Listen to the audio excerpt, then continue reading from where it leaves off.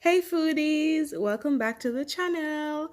Today I'm going to be showing you how to make a Jamaican classic sweet potato pudding.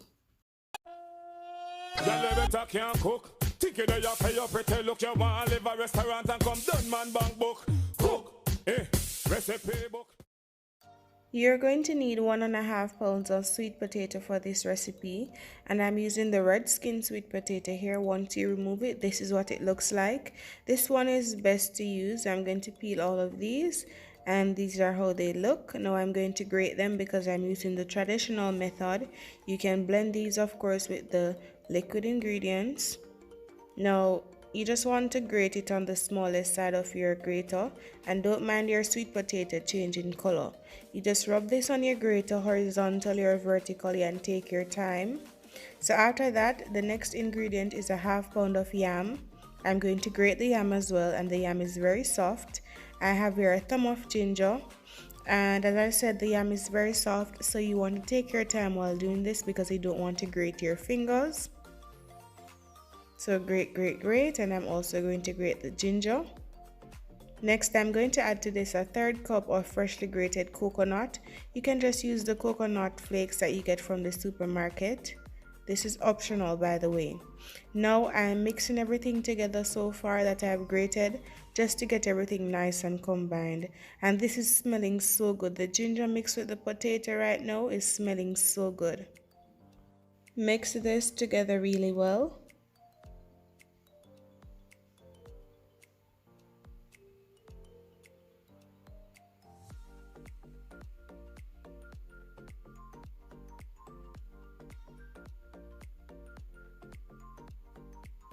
You're ensuring here that you get all the ingredients so far really nice and combined.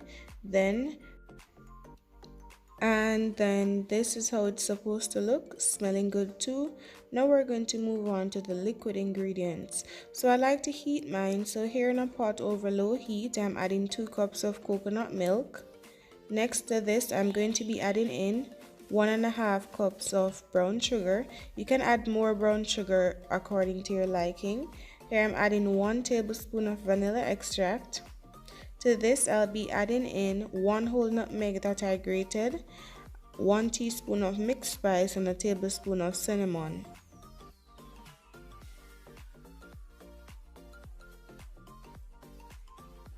Next, I'm going in with 2 tablespoons of melted butter, and make sure your butter is unsalted butter, or you can use unsalted margarine. Add that all in.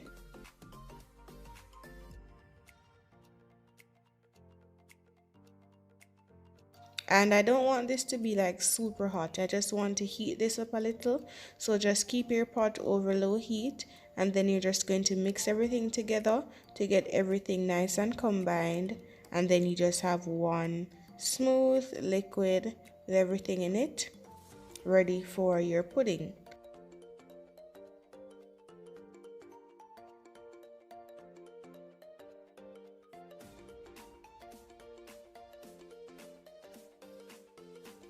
Take your time and mix everything together, ensuring that the sugar and everything else is nice and dissolved. And you don't want this to start bubbling. You just need this on low heat. You need this nice and warm, not super hot. Now this is a time that you can taste your liquid. You can see if you need a little more sugar in your liquid, or you can add some more spices. It's all up to you, but mine was just perfect according to my liking. Now that's it. As soon as everything has been dissolved and this is a little warm, I'll just turn the stove off, and then I'll just get everything ready to make my pudding. Now here's everything to make the pudding. So here I'm going to be adding the wet ingredients to everything that I've grated a little at a time. So just add a little in it, then mix it together. Next, I'm going to go in with some flour and cornmeal. This is 2 cups of all-purpose flour and a 1/4 cup of cornmeal. I'm going to go in with this a little at a time. And this alongside the yam will help to bind everything together. So just add a little of the liquid ingredients, then you add the flour and the cornmeal mixture, and then you just mix everything together really well.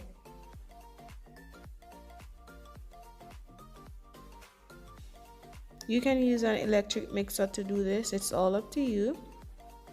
Add a little of the liquid, then some more of the flour mixture,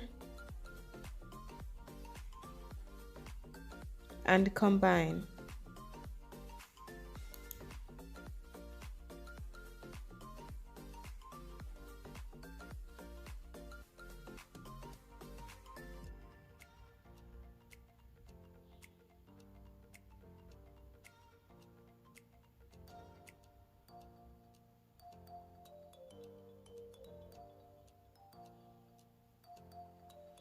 So the yam, I should mention guys, the yam is optional, but it helps to really bind everything together. But you definitely need the cornmeal and the flour in this to, you know, put that potato together. Now this is how it looks after I've mixed everything together. It's not too runny and it's not too dry. This is the consistency you need to get a nice moist pudding, but at the same time it's not too loose.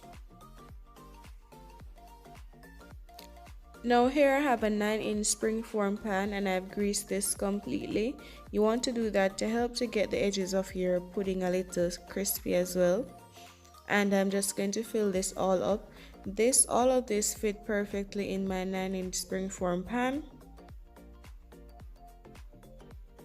You can bake your pudding in a pot, it's all up to you.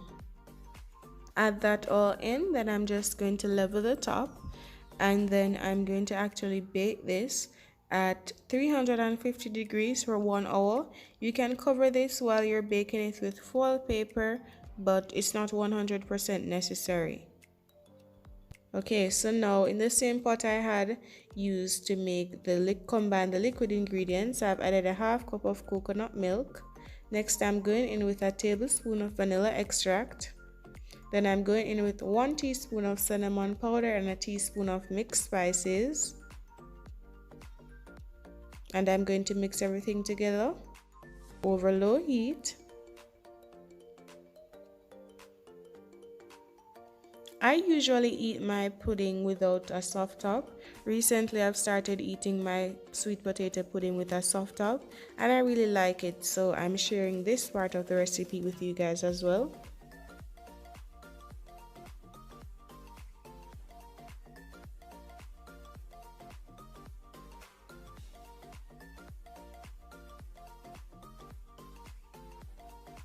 And after you get everything nice and combined here,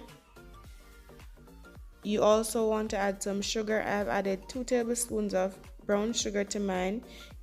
Once you add your 2 tablespoons of brown sugar, you can taste this to see if you want it a little sweeter. Once this heats up, you can just turn it off, and now you get ready to add this to your pudding. So this is my pudding out the oven after 1 hour. Now I'm just going to spread the liquid for the soft top all over.